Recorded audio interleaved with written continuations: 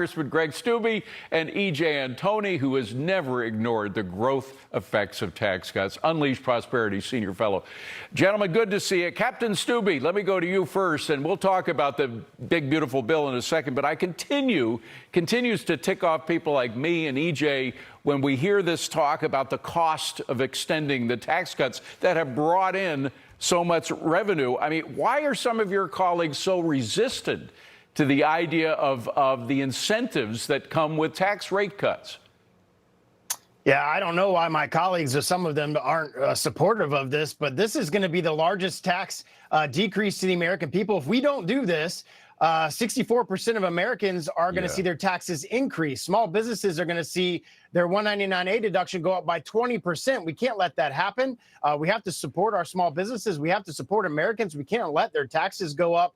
It's a huge impact. And oh, by the way, CBO, when they scored the last TCJA 5 years ago, they grossly underestimated the economic output that comes to the revenues from the increasing of economic prosperity. When the taxes go down, businesses flourish, more businesses open, and they're able to hire more people. And EJ, that ratio between debt, between the GDP in general and the size of government becomes better, and the whole economy improves as a result of it. But I just have to, I know that all tax cuts are not equal, that some are more supply side oriented, more revenue churning than others. And I question things like some of the things like the no tips. I'm not sure whether that would actually bring in more revenue, but it would certainly get people to work harder, wouldn't it?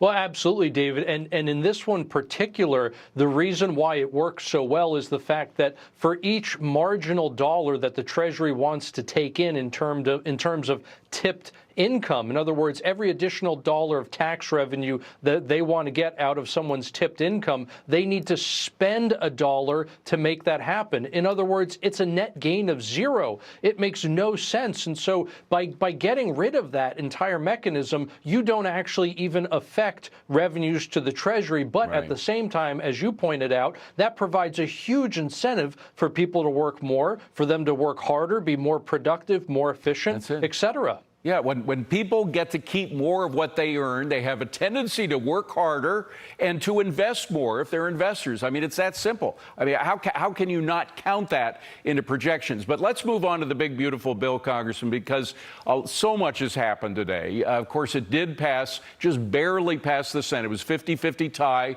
The vice president was the tiebreaker.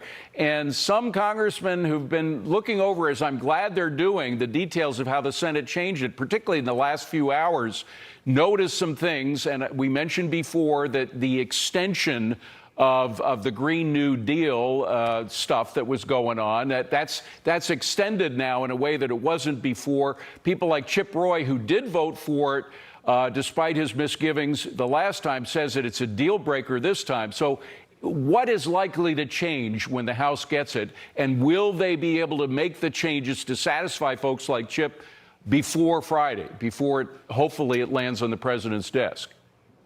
Yeah, before Friday would mean it would have to go back to the Senate and they'd start the whole vote-a-rama again. So from a timing perspective, we wouldn't be able to do that. The Speaker has made it clear that he wants to pass this bill in the House and get it to the president's desk by Friday. So the only way to do that is to pass this bill. So if we don't pass it and they do try to amend it, but they won't be able to do that in the amount of time. The president wants it on his desk.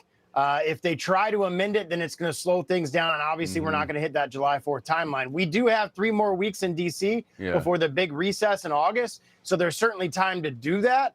But the Speaker has said we're going to be voting on the rule tomorrow morning. And after we vote on the rule, we're going to be voting on the bill. So if there's members that don't vote for that rule, then there's going to have to be negotiations to get them to a yes. Well, you know Chip very well. What do you think? Is he? I mean, I see him as saying I'm not going to budge unless we're able to get this rule out of there, this rule concerning the Green New Scam, as he calls it.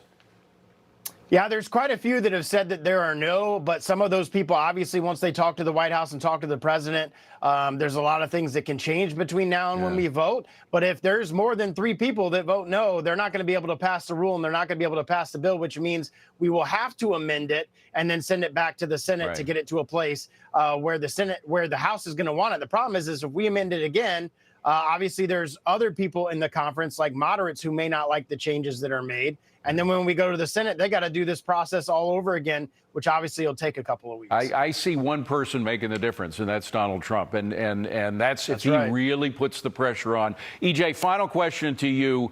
Rescission, the great act of rescission, the process of rescission.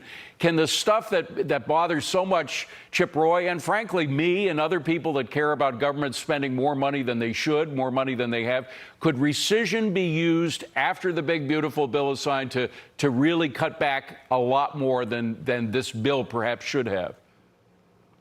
I think that's definitely plausible, David. And look, I share those concerns. If I had my druthers, we would have been slashing and burning when it comes to the federal budget. But look, you have to pass a bill that can actually pass. So I understand where both sides are coming from here. But in terms of rescissions, let's also remember the president has another tool, what they call pocket rescission, which works kind of like a pocket veto. And so I'm looking forward with a lot of anticipation to right before the end of this fiscal year, they will hopefully put together a lot of pocket rescissions that, if Congress doesn't act, will go through, and that should cut a lot from the federal budget. So, again, very, very hopeful that the White House is going to make that happen. Yeah. But first comes growth, and we need that growth in terms of getting the tax extensions in there. That it can't happen soon enough. We got to get money back in people's pockets so they feel the election really affected them personally. Gentlemen, great to see you both. Have a wonderful July 4th celebration.